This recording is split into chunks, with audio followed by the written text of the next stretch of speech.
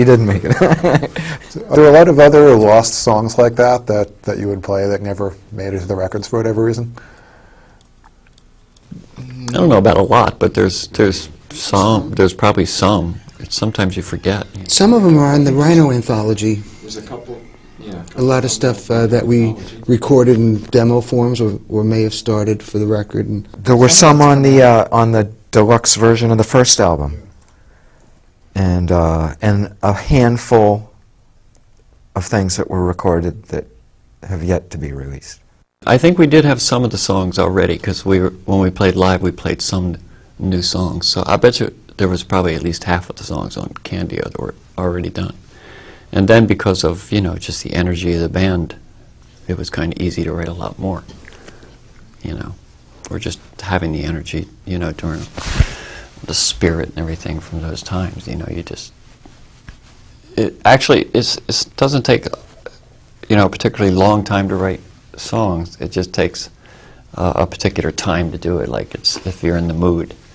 I think, you know, usually it just takes, you know, maybe a month or two to write, you know, 25 songs. If you're in the spirit of doing it, you can just keep writing, you know.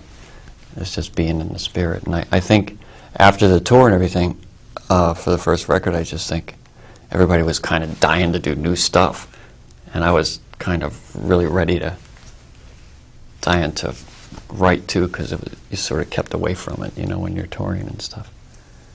So it was motivating to do it, you know. We didn't have time to think about, like, following it up or living up to the next, you know. I think we were just swept up and going forward, you know. And we also, in a way, I don't really think we, you know, I think maybe we were one of them too, but, you know, some bands, we like to have singles, and we were surprised that we had them, but we weren't actually, I mean, sometimes, you know, sometimes people get embarrassed by their singles, you know, and maybe as a new band, I know for me it was like a shock to have a single, and I thought, well, geez, you know, I don't know if I ever wanted a single, and then we got singles, and, you know, you just keep writing, but you don't write, like, you don't try to write a single or anything. it's a good way to get real tired of a song that you used to love. Yeah, totally. Oh, yeah. Then, because it's familiar to you as well. Like when you're playing songs live, and the singles come up that you're going to play, it feels funny because you feel like you're playing a cover.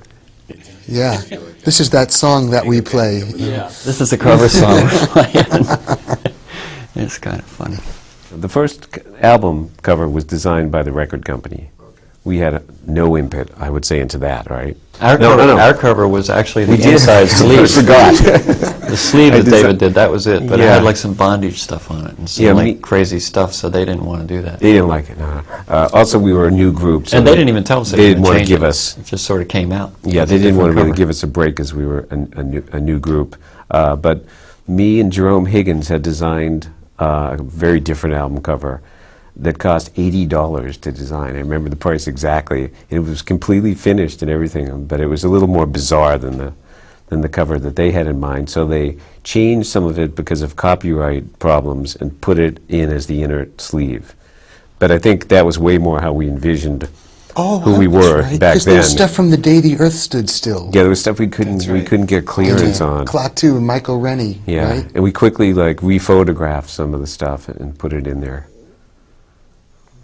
I thought that when the electric cover came out, it was like way too slick. The pictures of us I didn't like, and I don't know how Big everybody gaping felt maw of about a it. mouth. But yeah, You know, we would do these appearances at record stores where we'd sign autographs and get behind a table and people would buy the record and file by, and man, I got tired of that cover. Which one? The first album, that big grinning face. What about the sperm-colored steering wheel? Yeah, that I didn't get tired of. I like the steering I like wheel. that, too. That big red lipstick mouth. I remember like blacking out teeth in it and just like. But you know what? The cover did really well, didn't it?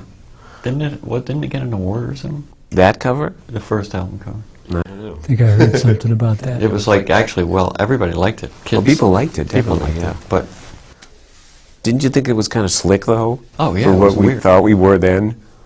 You know what it was? Their promotion departments at the big labels weren't really ready for a band like us, and we didn't fit into any of their compartments. We weren't Jackson Browne, and we weren't, you know, a lot of the other Electro Asylum artists. We weren't Joni Mitchell or whoever. We had our own thing, and we were East Coast, and distinctively East Coast, I'd say, compared to a lot of the acts. And I don't think they really, they just did the best they could trying to understand where we were coming from. But There was definitely a West Coast cover, too, I think. in yeah, my mind. you know, and it was just, They actually even used the exact same technique for the photograph on the back for another one of their groups a few months later, yeah. called Creed.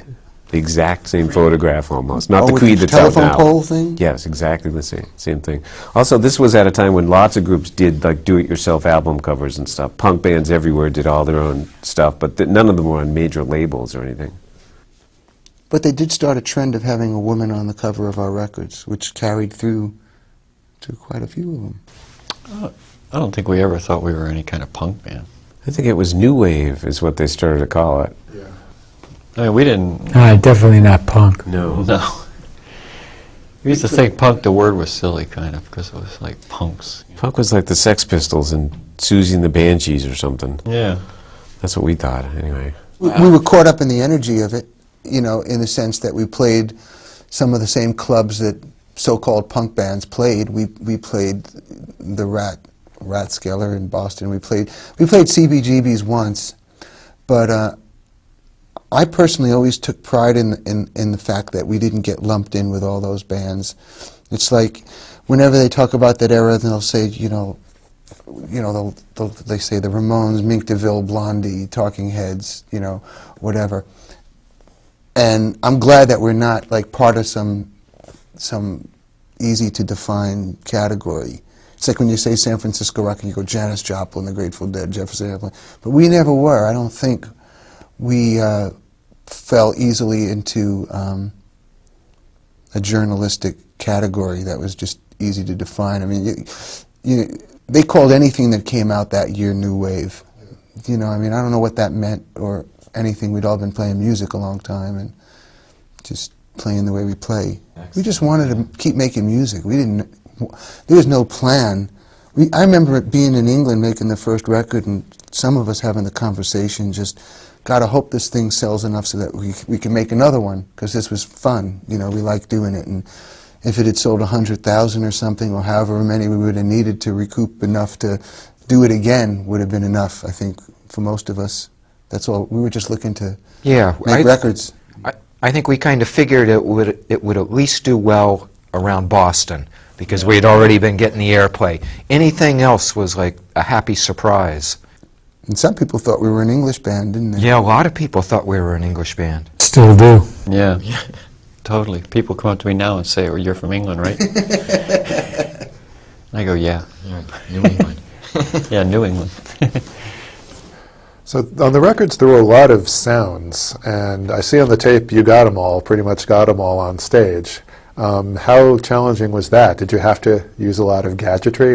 For the first record, it was pretty much, I mean, it was pretty easy. It was, you know, I'm in touch, you know, had to grab this and grab that. But it wasn't really that hard to do, like, all the keyboard parts until, like, Heartbeat City, where, like, there was, like, sort of so layered, it just not enough hands, and started using sequencers and stuff a lot. But We'd also, I mean, like, we layered